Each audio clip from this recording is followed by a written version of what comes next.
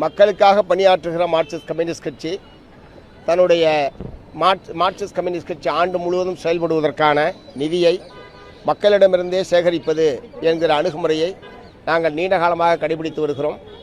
தமிழ்நாடு முழுவதும் ஆண்டுதோறும் இதுபோன்ற பொதுமக்கள் சிறு வர்த்தகர்களிடம் உண்டியலேந்தி வசூலிப்பதன் மூலமாக ஆண்டு முழுவதும் செயல்படுவதற்கான பல லட்சக்கணக்கான ரூபாய்களை மார்க்சிஸ்ட் கம்யூனிஸ்ட் கட்சியினுடைய பல்லாயிரக்கணக்கான தோழர்கள் வீடு வீடாக கடையாக சென்று வசூலித்து வருகிறார்கள். இந்த எந்த பகுதி மக்களுக்காக நாங்கள் பாடுபடுகிறோமோ அவர்களிடமிருந்தே நிதியை பெற்று செயல்படுவது என்கிற அணுகுமுறையைத்தான் மார்க்சிஸ்ட் கம்யூனிஸ்ட் கட்சி கடைபிடித்துக் கொண்டிருக்கிறது. இன்றைக்கு மத்திய சென்னை மாவட்டத்தில் பல நூற்றுக்கணக்கான தோழர்கள் இந்த வெகுஜன வசூல் இயக்கத்தில் கலந்து கொண்டிருக்கிறார்கள்.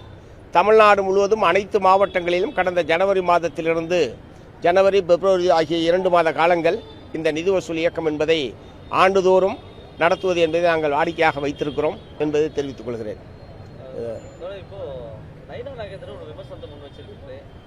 நீதிமன்றத்தால் திமுகவுடைய ஊழலை வெளிப்படுத்தி ஓட ஓட மக்களால் விரட்டடிக்கப்படுவீங்க அப்படிங்கிறாங்க.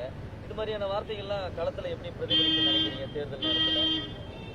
அதாவது ஊழலில் ஒரு நாடு தழுவிய அளவில் ஊழல் செய்து அதன் மூலமாக வாழ்ந்து கொண்டிருக்கக்கூடிய ஒரு கட்சி பாரதிய ஜனதா கட்சி.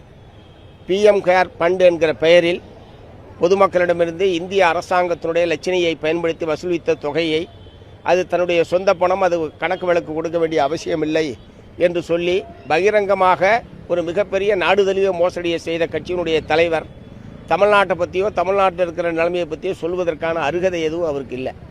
ஒருவேளை அப்படி ஏதாவது சம்பவங்கள் நடந்திருந்தால் இது நீதிமன்றத்தில் விசாரணை நடைபெறுகிறது.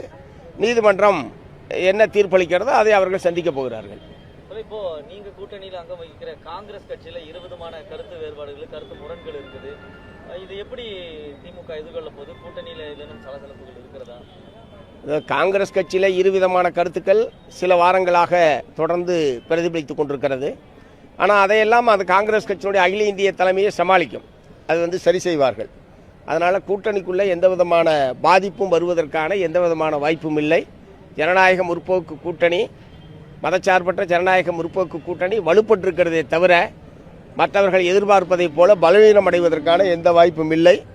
நேற்றைய தினம் தேசிய முற்போக்கு திராவிட கழகம் இந்த அணியிலே சேர்ந்திருக்கிறது. மதச்சார்பற்ற அணி எவ்வளவுக்கு எவ்வளவு வலுப்படுகிறதோ அதை மார்க்சிஸ்ட் கம்யூனிஸ்ட் கட்சி வரவேற்கிறது. நிதி திருட்டலை பார்க்கும்பொழுது வாட்சாத்தி பற்றி கேட்காம இருக்க முடியல. இப்போ சமீபத்தில் டாக்குமெண்ட்ரி ரிலீஸ் ஆனது. இப்போ செங்கோட்டையின் அதில் தொடர்பு இருக்குது, அதை நீங்கள் அழுத்தம் திருத்தமாக சொல்லியிருக்கிறீங்க, அதுக்கான ஆதாரங்கள் இருக்குது. ஆனால் அவர் வழக்கில் தொடர்புபடுத்த முடியல. ஒரு புதிதாக ஒரு கட்சியில் இணைஞ்சிருக்கிறாரு. ஸோ இப்போ இந்த ஜென்சி ஜென்ரேஷனுக்கு இந்த விஷயங்கள்லாம் தெரியல.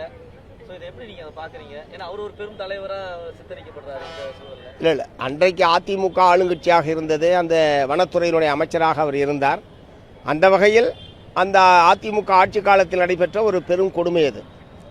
அதிகாரிகள் அதில் நேரடியாக சம்பந்தப்பட்டார்கள். இவர்கள் நேரடியாக சம்பந்தப்பட்டாங்கன்னு சொல்ல முடியாது.